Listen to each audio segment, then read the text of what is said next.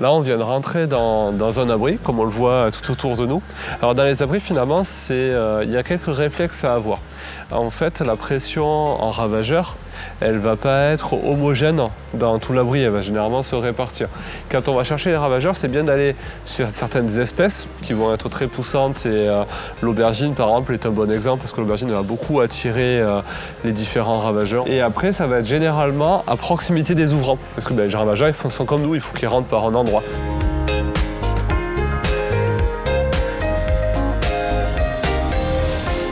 Et là, on voit dès le début, on est directement sur une grosse infestation de pucerons. On voit le mélia qui est dessus. Et c'est là où ça devient intéressant de trouver soit une bonne implantation d'auxiliaire qu'il va falloir faire, soit rapidement une mise en place d'une intervention. Et donc là, on voit en fait, il n'est pas seul. Il a accompagné tous ses amis. Et là, on voit les petits pucerons, mais on voit aussi les premiers acariens qui ont commencé à se développer. En fait, on refait finalement un peu la même chose que sur la fraise. On va regarder les jeunes pousses, les vieilles pousses, et là, hop, coup de chance, on a on peut appeler une fondatrice, c'est-à-dire un puceron ailé qui est allé pondre des petits pucerons. Et là, on voit bien le petit puceron, et les tout petits points qui sont autour, c'est les pontes de jeunes pucerons qui sont en train d'être faits. À ce moment-là, aucun besoin de s'alarmer, c'est juste la nature qui suit son cours, mais on sait que c'est un endroit qu'il faut suivre. Quand on voit ce genre d'éléments, c'est intéressant de faire un tour de la totalité de l'abri, parce qu'il y a peut-être une zone avec un foyer qui est plus important, qui s'est développé, et c'est toujours plus intéressant de travailler sur le foyer que sur la totalité de la surface.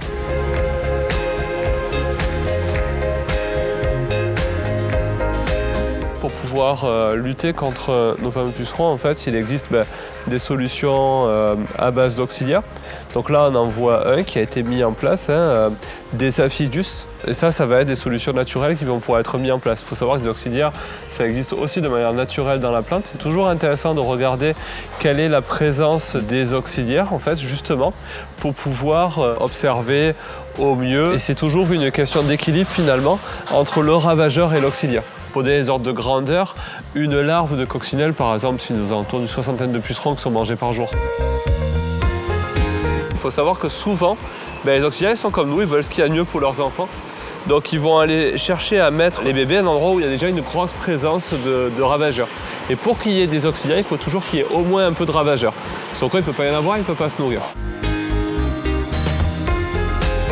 Alors pour le trip, ça va être la technique du frappage des fleurs. Il faut prendre une fleur qui est juste ouverte, sinon quoi, il n'y a pas de pollen dessus. Ah voilà, là il y en a, en fait, qui est bien pollinique. Et de la frapper et de voir s'il y a des trips qui descendent. Là, en l'occurrence, il n'y en a pas. Mais le frappage des fleurs, on peut le faire à peu près sur tout, tant qu'il y a des fleurs avec du pollen. Les courgettes, elles sont particulièrement sensibles à l'oïdium. Donc c'est toujours, on ne peut pas avoir tout le temps toutes les maladies, c'est impossible. Mais par contre, ça va être vraiment lié à des conditions climatiques. L'oïdium, par exemple, c'est vraiment l'inverse du mildiou. Le mildiou, elle a besoin de conditions humides tout le temps, tandis que l'oïdium, il va aimer les conditions sèches avec des fortes alternances jour-nuit. En début, ça va se présenter sous ces formes de taches. Là, une tache isolée et quelques petites taches. Et très vite, on va se retrouver devant ces plantes-là qui vont être totalement prises d'oïdium. Et à un certain moment, on va aller jusqu'à la défoliation, donc la mort totale de la totalité des feuilles. Ce qui va être intéressant de faire, c'est de faire rouler la feuille autour du doigt, comme ça. Et en fait, là, on voit bien le feudrage qui va se mettre en avant par rapport à la feuille. Et si des fois on a un doute sur le fait qu'on est sur de l'oïdium ou sur un dépôt qui peut être dû à n'importe quoi, un simple apport d'eau, des fois quand on est quelqu'un on peut avoir un léger dépôt, mais l'oïdium on va vraiment avoir ce côté un peu bombé, on va voir le mycélium qui va se mettre en dessus. Ce qui est vachement important, c'est de prendre l'oïdium au tout début de l'attaque. C'est ce qui va permettre d'utiliser des solutions alternatives comme par exemple le bicarbonate de potassium qui fonctionne très bien. Sur certaines cultures, quand on voit l'oïdium, il faut savoir que l'oïdium, la forme sporulation, n'intervient qu'après que la colonisation en fait, du mycélium se soit fait dans la feuille. Donc quand on voit de l'oïdium sur une plante, ça veut déjà dire qu'il y en a depuis généralement au moins 7 jours.